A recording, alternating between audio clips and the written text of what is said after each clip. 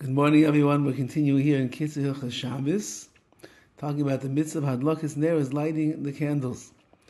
But what should you light the candles with? Says the KITZUR, Yesh mahadrim v'leichin shemen zayis l'ner Shabbos. There are those that are mahadr that beautify the mitzvah, and they purchase and they take olive oil for the candles of Shabbos. Because olive oil burns the best, and it can burn the strongest, and the brightest, and the longest, and therefore, that would be the best possible way to fulfill the mitzvah of hadlakas nerus. But it appears to be the custom, in general, lahadlik ner shel shaiva, to use wax candles, hamitzim beninu, which is found often amongst us. So, even though that the KITZUR is saying over here, and this is really based on the Shulchan Aruch and the Mishnah Berurah, that the best oil, the best substance to use is olive oil. Nevertheless, many people still use wax candles. So it's really up to you. Mahadrin, meaning the best possible way, is olive oil. And the minhag, the custom, seems to have developed that many people use wax candles. The best possible way to fulfill this mitzvah, the candle should be long enough that they're going to burn until the night, so that you can end up benefiting from the light in the nighttime, as we pointed out before. So you should be able to see, be able to eat the food better, and therefore they should have enough oil or enough wax that they're going to burn into the night. Therefore you should buy candles that are a little bit longer. And all the more so during the summertime. Many of us have the custom of making what's called early Shabbos. We accept the Shabbos upon ourselves when it's still quite bright during the day. So you have to make sure that you have enough wax or enough oil to burn into the night. However, in the secondary way,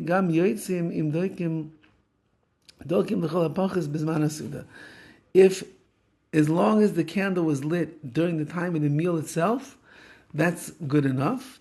Because at least you benefited from the candles while you were eating. As we pointed out the other day, that one of the reasons that we light the candles is so that we should see the food that we are eating, because it's tastier, and therefore that's Einik Shabbos, that's a pleasure and delight on Shabbos. So as long as the candles are burning during the Seudah, during the meal, you get that benefit.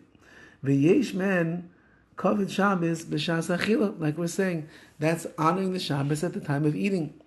V'oisam shein oichem v'beisam, those that are not going to eat in their own homes, v'rak boim lebeisam b'layla b'zman ma'uchar, and they're only going to come home when it's quite late. Acha shekvar kovu aneros, after the candles have already been extinguished. Einam yoitzim bezeh b'hadlakas neros, a person does not fulfill their obligation of lighting the candles, because they got no benefit from them at all, not during the meal and not at night. And the blessing that they made at the time of the lighting, there's a concern that it's really a bracha levatala, which means a blessing that was made in vain, because you never benefited from the mitzvah of the candles.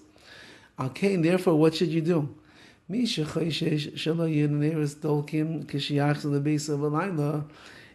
who's concerned that when they return home after eating the meal out at somebody else's house, the candles are no longer going to be burning, they should remain in their home until nighttime, meaning light the candles and remain in home until night.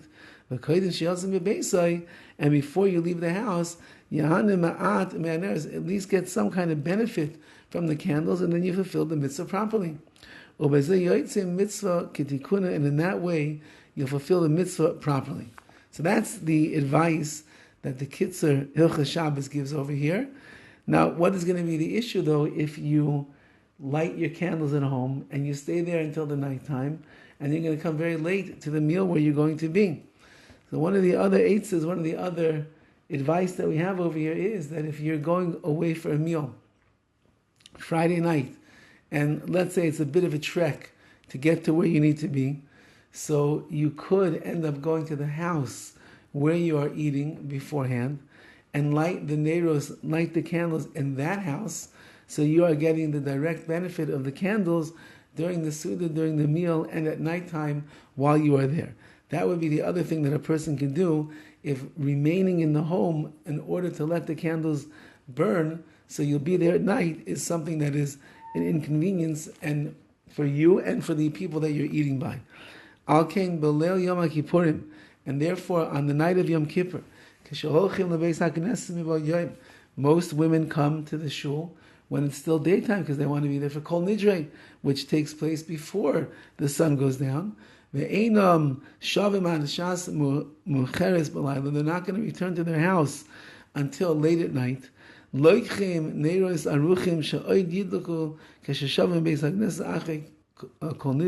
sure that you have candles on the night of Yom Kippur that are going to be burning till the woman comes back from shul after Kol Nidre and Marv and the like.